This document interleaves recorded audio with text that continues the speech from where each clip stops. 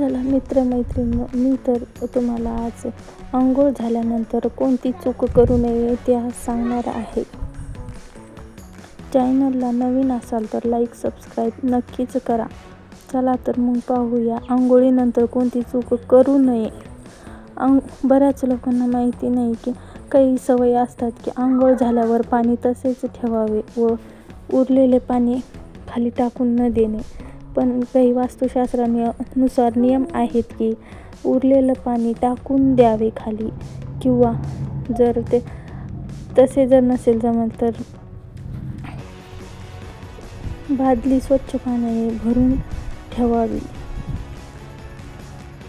किंवा पालथी घालून ठेवावी. वास्तुशास्त्रानुसार बाथरूममध्ये निळ्या रंगाची बादली वापरणे खूप शुभ मानले जाते. तसेच तुम्ही पण निळ्या रंगाची बादली वापरा. निळी बादली ही पाण्यासारखी शुभ्र आणि निळी असते, म्हणून ती शुभ मानले जाते. त्यामुळे निळी बादली नक्कीच वापरा. श्री स्वामी समर्थ.